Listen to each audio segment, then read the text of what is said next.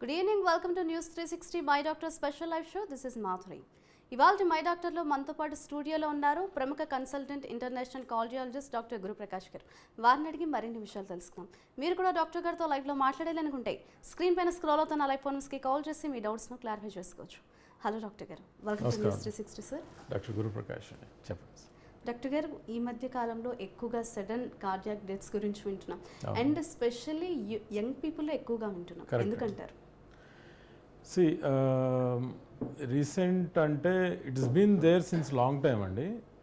But ఈ మధ్యలో because of the news coverage or whatever probably media awareness, people are hearing it more and more. I would like to say it has been existing previously also, but the numbers of little gone up, maybe another 15%, 10%.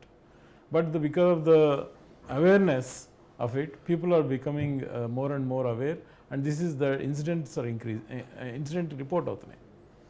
So the కారణాలు ఏంటని చూస్తే young పీపుల్లో కామన్గా ఇప్పుడు age అప్పుడు 60-65 లాగా heart attack రావడం, sudden cardiac death రావడం అలాంటివన్నీ అవుతున్నాయి. అట్లా లేదండి. ఇప్పుడు 20sలో 30sలో whoever has stress, the commonest factor నేను తరచుగా చూడడం ఏంటంటే stress is the commonest cause. Whoever has high stress, high మానసిక ఒత్తిడి, lifestyle, abnormal lifestyles, strenuous lifestyle, ఏవో టెన్షన్లు ఉంటాయి, ఇలాంటి లైఫ్ స్టైల్ ఉన్న వాళ్ళల్లో సడన్ కార్డియాక్ డెత్స్ చాలా కామన్గా ఉంటుంటాం. అండ్ రీజన్స్ ఆర్, ఇంకోటి స్ట్రెస్ కాకుండా ఇప్పుడు జంక్ ఫుడ్ బాగా ఎక్కువైపోయిందండి. Because availabilities you see everywhere there, restaurants, Swiggy అంటారు, జొమాటో అంటారు, easily available. Even young people వాళ్ళకి ఇంతకుముందు ఎట్లుండేదండి, ఇంట్లో some mother has to cook or rarely ఏదో విందు భోజనాలు ఉండేటి, ఇలా ఉండేది లైఫ్ స్టైల్. ఇప్పుడు అట్లా కాదు. Every day and night we have 24/7 we have availability of out side food. ఎవరన్నా అవుట్ సైడ్ ఫుడ్ ఏ రకంగా ఎంత హెల్తీగా ఉంటుంది అనేది, what kind of oils they use, what kind of hygiene they use, ఇవన్నీ ఇంకా తెలియదు. సో అవన్నీ if you come to analysis, commonest factor is your stress, second is your life style like eating junk food, and that to in a not a what you call ఒక limited quantity కాదు. People go on by every day like that. And smoking బాగా ఎక్కువైపోయిందండి. తర్వాత అన్నెసరీగా ఇప్పుడు stress అనేది చాలామందికి ఉంటుంది. How they take up stress. ఇప్పుడు కొంతమందికి ఇప్పుడు మా కాలేజ్ చదువుకునే రోజుల్లో, స్కూల్స్ చదువుకునే రోజు ఎగ్జామ్స్ ఉంటాయి, ప్రిపేర్ అవుతాం ముందు, తర్వాత ఏదో ఒక రకమైన టెన్షన్ ఉంటుంది. కానీ ఇప్పుడు ప్రిపరేషన్స్ ఉండవు. లాస్ట్ మూమెంట్లో they try to go on, అంటే దాన్ని ఎక్కువ చదవడం ఉంటారు. ఆ టైంలో stress, how they manage stress is something which has to be learned. People are not learning it. So these are the commonest causes for sudden cardiac death. Doctor గారు, మీరు చెప్తున్నారు 20-30 yearsలో చూస్తున్నాం heart stroke, sudden cardiac deaths అని. కానీ very recently 13 years old boy, ఆ అబ్బాయి ఇంటికి వచ్చి సడన్గా ఛాతీ నొప్పి అని హాస్పిటల్ తీసుకెళ్లేసరికే అటు కార్డియాక్ స్ట్రోక్ చనిపోయింది అని చెప్తున్నారు డాక్టర్. అంటే 13 yearsలో ఇటువంటి చూడడం ఎలా చూడొచ్చు, ఏం చెప్తారు మీరు? సో ఒకటమ్మా, ఇక్కడ సడన్ కార్డియాక్ డెత్ వేరే, హార్ట్ స్ట్రోక్స్ వేరే. సడన్ కార్డియాక్ డెత్ అంటే ఇది వరకు హార్ట్ సమస్య ఏమి లేని వాళ్ళు సడన్గా పడిపోవడం, కొలాప్స్ అవ్వడం, తర్వాత డెడ్ అవ్వడం అనేది సడన్ కార్డియాక్ డెత్ అంటారు. Heart strokes is one of the cause for sudden cardiac death. ఇప్పుడు అన్ని sudden cardiac deaths heart stroke వల్ల కాకపోవచ్చు. Heart strokes is commonest. అంటే ఒక 100 మంది చచ్చిపోతే 78 members హార్ట్ స్ట్రోక్ పీపుల్లో ఉండొచ్చు.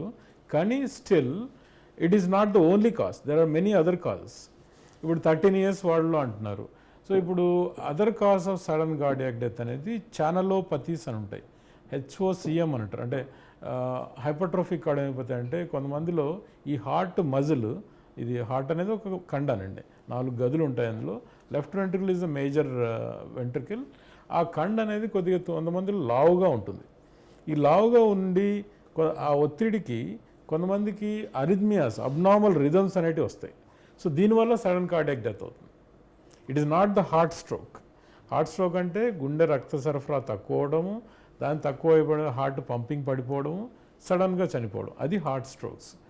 కానీ అరిథ్మియాస్ అనేవి వస్తాయి, అంటే అబ్నార్మల్ రిథమ్. హార్ట్ రేట్ మామూలుగా 60 నుంచి 100 సార్లు కొట్టుకోవాలి, వీళ్ళల్లో సడన్గా 180, 200కి వెళ్ళిపోతుంది. ఈ టైంలో అది heart will not cope up with that much heart rate, they will die. That is called sudden cardiac death. దీనికి వేరియస్ కాజ్ కంజెనిటల్ జెనెటిక్గా కొంతమందికి ఛానలోపతీస్ వస్తుంటారు, అంటే potassium channels, sodium channels, calcium channels అని హార్ట్ మజిల్లో ఉంటాయండి. వీటిల్లో సమ్ అబ్నార్మాలిటీ వస్తాయి, అంటే అవి కరెక్ట్గా ఈ పంపింగ్ చేయడానికి, ఈ హార్ట్లో స్మాల్ ఎలక్ట్రిసిటీ సర్క్యులేట్ అవ్వడానికి చాలా ఉపయోగపడతాయి. ఇవి అబ్నార్మాలిటీస్ ఉంటాయి. కొన్నిసార్లు అది ఎక్కువ సెక్రెట్ అవుతాయి, తక్కువ సెక్రెట్ అవుతాయి. దీనిలో అరిథ్మియాస్ వస్తాయి. వాటికి కాబట్టి ఛానలోపతి, క్యూటీ, లాంగ్ క్యూటీ సిండ్రోమ్స్ అంటారు.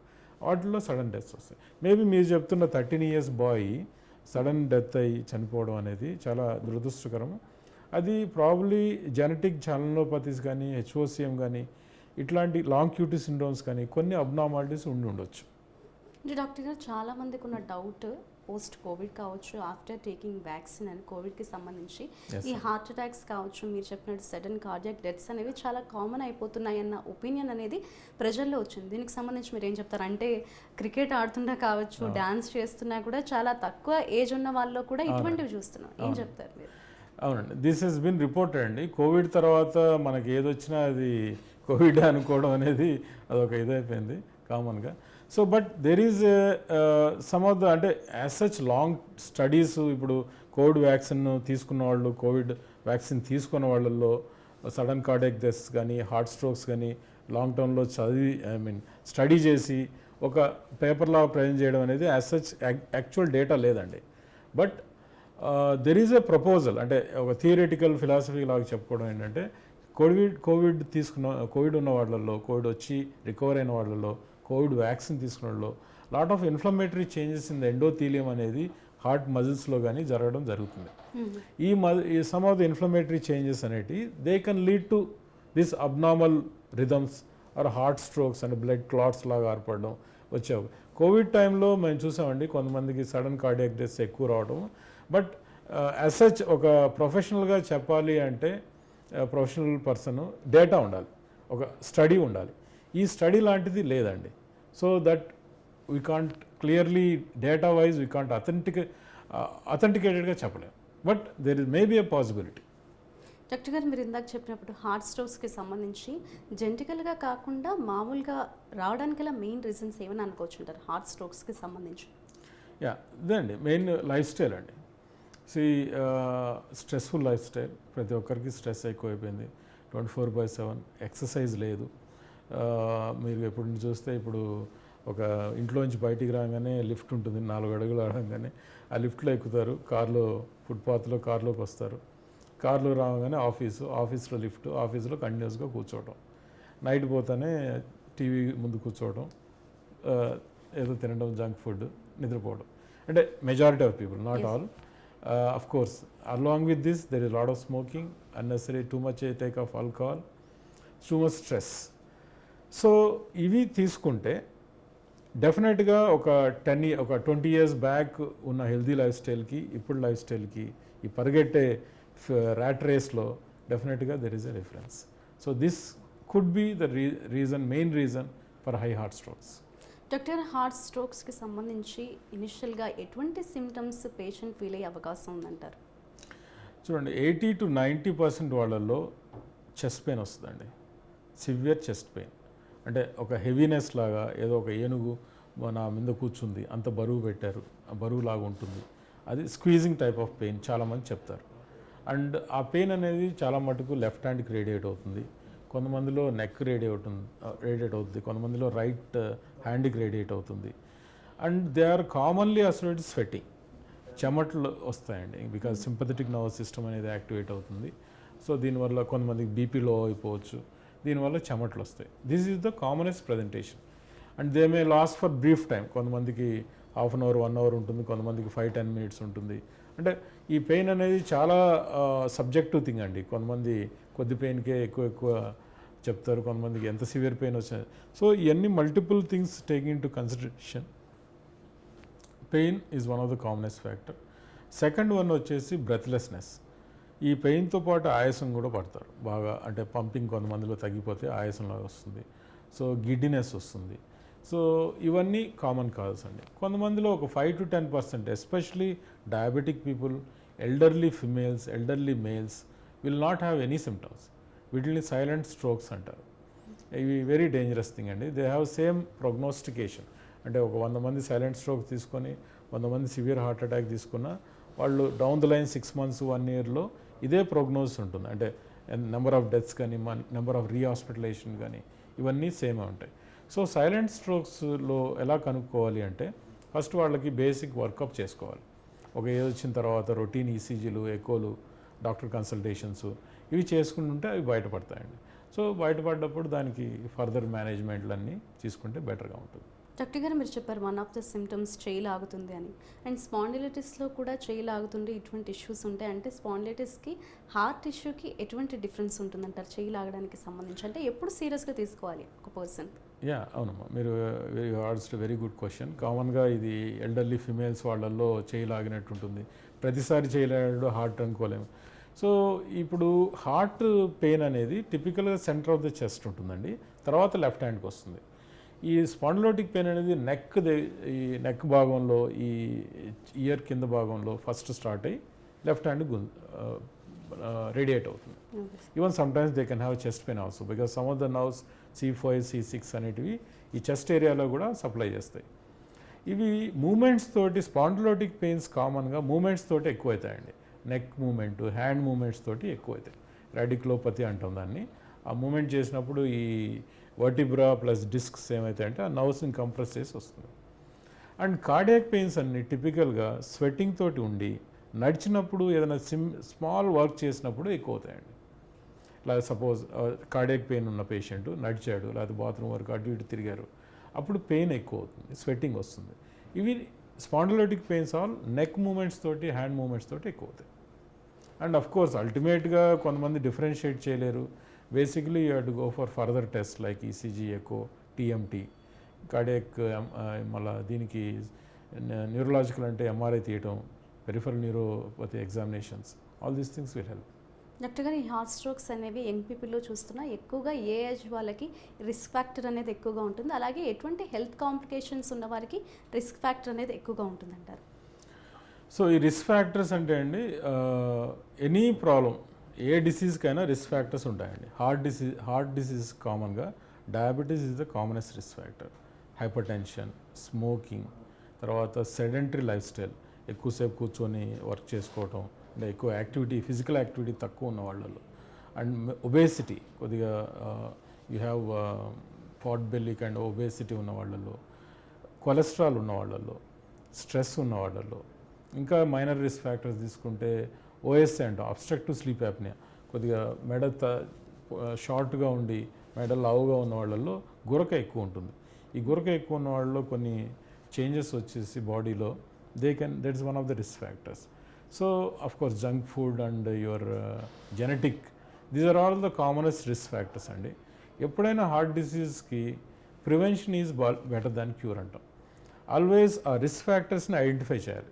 ఏదైతే మనం అనుకుంటున్నాం రిస్క్ ఫ్యాక్టర్స్ని, కొన్ని ఉంటాయి 10 దాకా, ఇవి రిస్క్ ఫ్యాక్టర్స్ ఉంటే వాళ్ళు ఈ జాగ్రత్తలు తీసుకోవాలి. Suppose you have diabetes, control diabetes, you have hyper tension, control hyper tension. If you have very good control of this risk factors, obviously your chance of getting into cardiac this thing is prolonged, disease delayed. Definitely they'll have a better prognosis. Doctor గారు ఈ heart related ఇష్యూస్కి సంబంధించి ట్రీట్మెంట్లో latest advance technology treatments ఏవి ఉన్నాయి, explain చేయండి sir. So ఇప్పుడు among all the fields, cardiology అయితే, neurology అయితే, the cardiology is the one which is most advanced అండి. We are blessed with the advanced technologies, sophisticated kind of thing. ఒకప్పుడు 80s, 70s angioplasty, bypass ఇవన్నీ ప్రామినెంట్గా వచ్చాయి. తర్వాత stent technologies వచ్చాయి. ఈ స్టెంట్లో కూడా టైప్స్ వచ్చాయి, bare metal, drug eluting stents, డ్రగ్లో కూడా different type of drugs, and the స్టెంట్లో మెటల్ థిక్నెస్, మెటల్స్ టైప్స్, ఇలా అవన్నీ ఒకప్పుడు ఓల్డ్. నౌ లేటెస్ట్ టెక్నాలజీస్ అంటే కొన్ని రొటాబులేషన్ అంటారండి. ఇప్పుడు suppose patient has lot of calcium in the coronaries, blood vessels లోపల బ్లాక్తో పాటు, కొలెస్ట్రాల్ బ్లాక్తో పాటు calcium will be very high. ఈ కాల్షియం వెరీ హై ఉన్నప్పుడు very difficult to cross that block, put a balloon and cross the stent. So ఇప్పుడు latest technologies మనకి rotablation, intravascular lithotripsy అని వచ్చాయండి. And these things they scrape out the calcium. The rotablation, the burr rotates at 1.5 lakhs rotations per second. Per second 1.5 తిరుగుతుంది. అంత తిరిగే స్పీడ్లో it's a diamond burr. So it will scrape out all the calcium. So once the calcium is removed, obviously the vessel becomes softened and then you can put a stent. ఇంకా intravascular lithotripsy అని వచ్చింది. అంటే ఒక echogenic waves ఆ lithium ఆ కాల్షియంని break చేస్తుంది అనమాట. Like కిడ్నీలో స్టోన్స్ ఉంటాయి, ఎలాగ అల్ట్రాసౌండ్ వేవ్తో ఎలా బ్రేక్ చేస్తారో దీన్ని కూడా దీంతో బ్రేక్ చేస్తారండి. సో నెక్స్ట్ ఓసిటీ ఐవస్ అని కొన్ని వచ్చాయి క్యాథెటర్స్. అంటే ఇంట్రావాస్కులర్ అల్ట్రాసౌండ్ ఐవస్ అంటే, ఓసిటీ అంటే optical coherence tomography, where inside the vessel you will see that you pass a small camera, it's orderly 0.5 mm camera, and inside the vessel ఆ plaque content ఏంటి, calcium ఎంత ఉంది, ఆ cholesterol బ్లాక్లో cholesterol ఎంత ఉంది, థిన్ లేయర్ ఉందా, thick layer ఉందా, ఫైబ్రస్ టిష్యూ ఎక్కువ ఉందా, ఇవన్నీ డీటెయిల్స్ ఇస్తుందండి. సో దీంతో once this technology is known, we are able to stent him better, treat him better. ఇప్పుడు ఒకప్పుడు యాంజియోగ్రఫీలో 50 60 70 ఒక్కొక్కరికి డిఫరెన్సెస్, ఒకరు 70 అంటే ఇంకొకరు 80, లాట్ ఆఫ్ ఎర్రర్ వచ్చేది ద క్వాంటిఫికేషన్. ఇప్పుడు ఓసిటీ వచ్చింది, ఐవాస్ వచ్చింది, where inside the vessel you minimal luminal area అంటారు, దాన్ని ఎవాల్యుయేట్ దాన్ని కొలుస్తాం అనమాట. Objective, there is no disparity in that. So అది సిగ్నిఫికెంట్ ఉంటే 2.6 కన్నా స్టెంట్ చేయాలి. That's how it is. So technology is making our lives little easier for us and to the patient.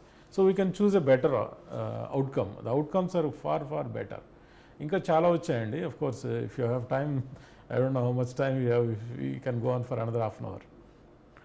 Sir, heart related ఇష్యూస్కి సంబంధించి ఎలా diagnose చేస్తారు ఇనిషియల్గా? So I told you అండి, prevention is always better than cure. Preventive ఆస్పెక్ట్స్కి వచ్చేవాటికి first risk factors control అనమాట. Risk factors ఉన్నాయా లేదా, వాడికి బీపీ ఉందా, షుగర్ ఉందా, కొలెస్ట్రాల్ ఉందా, ఇవన్నీ ముందు చెక్ చేసుకోవాలండి. సో ఒక 40 years పైబడిన వాళ్ళు, ఇన్ఫ్యాక్ట్ నన్ను అడిగితే ఒక మల్టిపుల్ రిస్క్ ఫ్యాక్టర్స్ ఉన్నాయి, స్ట్రాంగ్ ఫ్యామిలీస్ ఉన్నాయి, ఇలాంటి వాళ్ళలో కొంతమందికి 35 years అప్పుడే better to checkup for cardiac evaluation. So ఇప్పుడు కార్డియాక్ ఎవాల్యుయేషన్ కొన్ని బేసిక్ టెస్ట్లు ఉన్నాయండి. ట్రెడ్మిల్ టెస్ట్ అంటారు, where you are suppose to walk on a belt and take a serial ECGs, TMT. That's one of the old this things, but it has got limitations, but it's still good one. Next CT coronary angiography అని వచ్చింది, where inside it's like a CT scan, inside the blood vessels blocks ఎంత ఉన్నాయి, ఎంత percentage ఉన్నాయి, ఎంత calcium ఉంది, క్లియర్గా చెప్పగలుగుతుంది. సో అలాంటి బ్లాక్స్ సపోజ్ ఒక 40 years వాళ్ళు ఒక 20-10% బ్లాక్ ఉంది. So you take all precautions like lifestyle modification కావచ్చు, కొలెస్ట్రాల్, హై డోస్ కొలెస్ట్రాల్ కావచ్చు, డయాబెటీస్ ఉంటే డయాబెటీస్ కంట్రోల్. సో ఉంది అని ముందు జాగ్రత్తగా కొన్ని సూచనలు ఇస్తాము. వాళ్ళు తీసుకుంటే chances of further getting in to major issues will be less. So ఇవి రిస్క్ ఫ్యాక్టర్ కంట్రోల్ ముందే డయాగ్నోస్ చేసుకోవడంలో డెఫినెట్గా. అంటే చాలామంది అనుకుంటారు నేను హెల్తీగా ఉన్నాను, నాకు సిమ్టమ్స్ లేవు, వీ కంటిన్యూ, నాకేముందిలే. This is very very what you call high confidence, unnecessary getting trouble. So cardiac problems అనేది it can happen in very split second. They may not give time for to reach hospital also. అందుకే ముందు జాగ్రత్తగా prevention is always better than cure. ముందు checkup చేసుకోండి, ECG, 2D echo, TMT లాంటివి చేసుకోండి, తర్వాత CT angiogram చేసుకోండి. ముందు కార్డియాక్ డిజీజ్ ఉంది, దాని తగ్గట్టుగా ప్రివెంటివ్ మెజర్స్ తీసుకోండి. This is the best way to prevent always heart disease, to have a healthy lifestyle. Of course if you are good, the family will be good, society will be good, country will be good. Doctor గారు, ఈ heart diseases అనేవి ఫ్యామిలీలో తరచుగా ఉంటే next generation కావచ్చు, present generation వాళ్ళు రాకుండా prevent చేసే అవకాశం ఉందంటారా ఈ లైఫ్ స్టైల్లో జాగ్రత్తలు తీసుకుంటూ, లేకపోతే కంపల్సరీ వస్తుంది అని అనుకోవచ్చు అంటారా? అంటే ఇప్పుడు genetic is something they are called non modifiable risk factors అండి. ఈ రిస్క్ ఫ్యాక్టర్స్ని మనం అనుకున్నాం కదా, కొన్ని మాడిఫైయబుల్, కొన్ని నాన్ మాడిఫైయబుల్ ఉంటుంది. ఇప్పుడు మేల్స్కి chance of corona disease high, it's not modifiable, you can't make a male to female. So అట్లే జెనెటిక్ ఏంటంటే దే ఆర్ నాన్ మాడిఫైబుల్. ఒక్కసారి ఫ్యామిలీలో ఉందంటే the chances is high. It's doesn't mean that it's zero, only way it to prevent it. ఇప్పుడు always ముందు జాగ్రత్త వాళ్ళ పేరెంట్స్కి ఉంది, get a TMT, get a ECG, get a 2D echo, CT తీసుకోండి, ముందు ఉంది. You can always prevent by taking good life style changes, good high dose statins. Obviously it will better. Doctor, sudden cardiac deaths రాకుండా prevention steps ఏం తీసుకోవాలంటారు? Identify the risk factors అండి. So risk factors identify చేసిన తర్వాత once you get a test done like city angiogram, ఇవన్నీ కొన్ని ఇప్పుడు blocks ఉన్నాయి. Blocks ప్రివెంటింగ్కి ఏం చేయాలండి? హై డోస్ స్టాటిన్స్ తీసుకోవాలి, లైఫ్ స్టైల్ మోడిఫికేషన్ తీసుకోవాలి. కొద్దిగా హయ్యర్ బ్లాక్స్ ఉన్నాయంటే ఇవి ఉంటాయి, ఎకోస్పిన్ బ్లడ్ థిన్నర్స్ అంటారు. ఇవి తీసుకున్న తర్వాత the chances of getting into sudden cardiac death will be less. And strenuous exercise avoid చేయటం, ఇట్లాంటి ప్రికాషన్స్ తీసుకోవాలి. డాక్టర్, ఒబెసిటీ ఉన్న వాళ్ళకి ఎంతవరకు రిస్క్ ఫ్యాక్టర్ ఉండొచ్చు అంటారు ఈ హార్ట్ రిలేటెడ్ ఇష్యూస్కి సంబంధించి? Obesity is one of the commonest risk factors అండి. వాళ్ళల్లో if you compare with the non obese people 30 to 35% higher chance of coronary heart disease అండి. హార్ట్ డిసీజ్లో ఒక 30-35% ఎక్కువ ఉంటుంది ఈ ఒబేసిటీ ఉన్నవాళ్ళు.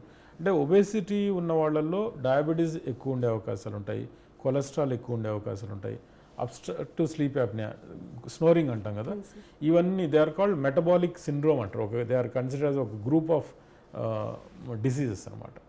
సో ఇది ఉన్నప్పుడు అవి ఉండే ఛాన్స్ ఎక్కువ, వాళ్ళ అబ్నార్మల్ లైఫ్ స్టైల్ ఉండే ఛాన్స్ ఎక్కువ, ఇంకోటి జంక్ ఫుడ్ ఈటింగ్ ఛాన్స్ ఎక్కువ.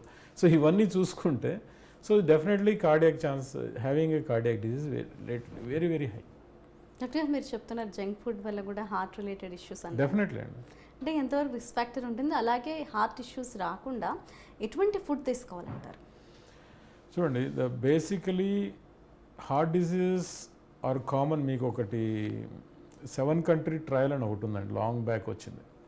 వీళ్ళల్లో ఏం చేశారంటే హై కొలెస్ట్రాల్ ఉన్న డిఫరెంట్ కంట్రీస్లో, అంటే యూరోప్లో ఫ్రాన్స్ తీసుకున్నారు, ఇంగ్లాండ్ తీసుకున్నారు, ఒక 7 countries across the world different కంట్రీస్లో హై కొలెస్ట్రాల్ ఉన్న వాళ్ళు they studied coronary disease.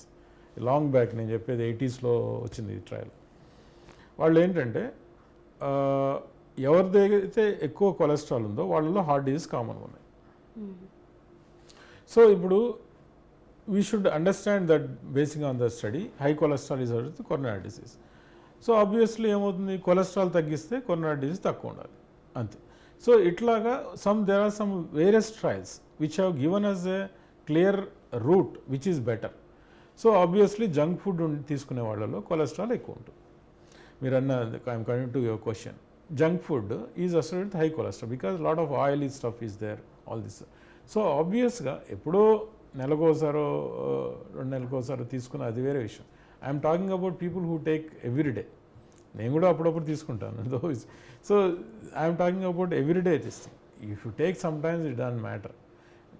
In fact, it's so if you are whatever you take, you should burn the calories. That's my issue.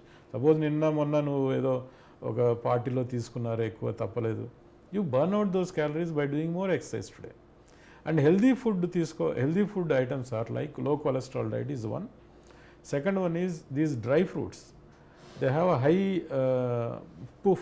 polyunsaturated fatty acids, monounsaturated fatty acids. They are healthy fatty acids. If you take them at 30% of your calories, they are supposed to be good. They are very common in these dry fruits. So అలాంటి foods తీసుకోవాలి. తర్వాత ఇంకోటి మీరు red meat is very very dangerous. Red meat and ghee, చాలామంది గీ ఆవు నూనె మంచిది. Any ghee has high triglycerides, high LDL levels. Red meat and ghee are same proportionate. కొంతమంది గీ ఎవ్రీడే తీసుకుంటారు, వాళ్ళది equal to taking red meat. You should never take this ghee very high proportions. ఎప్పుడో ఒకసారి తీసుకుంటే I'm not against that. I'm talking about people who take it regularly. Red meat, ghee we say avoid them 100%. Low oily foods. Fish, chicken are okay. Once or twice a week, they have less cholesterol levels. If you are exercising well, this doesn't matter. Right, thank you so much doctor గారు. Sudden cardiac deaths ఎందుకు వస్తాయి, అలాగే heart strokes అంటే ఏంటి, symptoms ఏ విధంగా ఉన్నాయి, ఎటువంటి latest treatments available ఉన్నాయి, చాలా బాగా ఎక్స్ప్లెయిన్ చేశారు. Thank you sir. Thank you. చూసారు కదండి, ఇది వాళ్ళ news 360 my doctor special live show. Keep watching news 360. నిజం ఆలోచనలు మారుస్తుంది.